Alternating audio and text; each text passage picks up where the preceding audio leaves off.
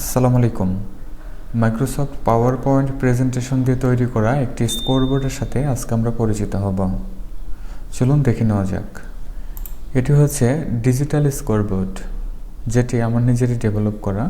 তো আমরা যদি রান করি তাহলে প্রথম এটি হচ্ছে স্টার্টিং স্ক্রিন, এরপরে এটি হচ্ছে মেইন ইন্টারফেস, অর্থাৎ স্কোরবোর্ডের মেইন ইন্টারফেস। ওকে, এখানে দেখুন গ্রুপ নেম আলফা এবং গ্রুপ নেম ব্রাভো।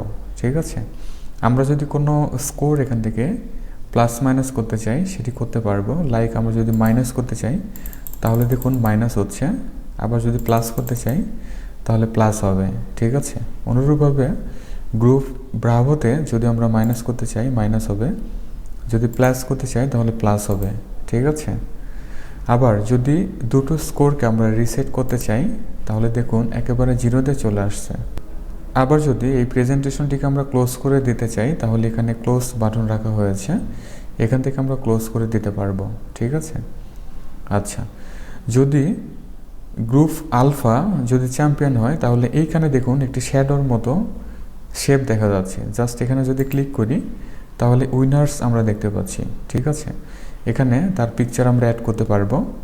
আবার যদি গ্রুপ ব্রাভো যদি উইনার হয় তাহলে আমরা জাস্ট এই শ্যাডোতে একবার ক্লিক করব, তাহলে এই উইন্ডোতে আমরা আসতে পারবো। ওকে, এখন সবার অনেক ধরনের প্রশ্ন কাজ করতে পারে, সেটি হচ্ছে যেটি তো আমি ছোট একটি স্ক্রিনে দেখিয়েছি।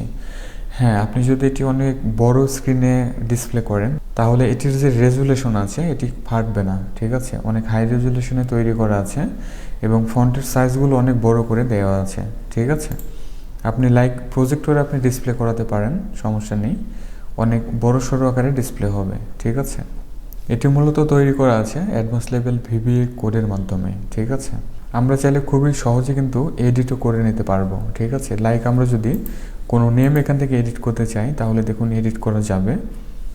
আবার এখানে যদি কোনো কিছু এডিট করতে চাই সেটাও কিন্তু করতে পারবো। ঠিক আছে, আবার এই নির্দিষ্ট বাটনগুলোতে যে সমস্ত কোডিং করা হয়েছে সমস্ত কোডিংগুলোকে আমরা যদি এডিট করতে চাই সেক্ষেত্রে ডেভেলপার ট্যাবে এসে ভিজুয়াল বেসিক আসতে হবে। ঠিক আছে, তাহলে আমার এখানে পাসওয়ার্ড সেট করা আছে, দেখুন তাহলে সমস্ত কোডিং উইন্ডোতে আমরা আসতে পারবো।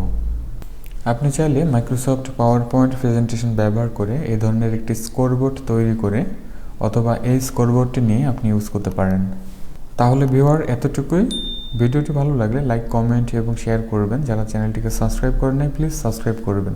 সবাই ভালো থাকুন, সুস্থ থাকুন। Thanks for watching, have a good day.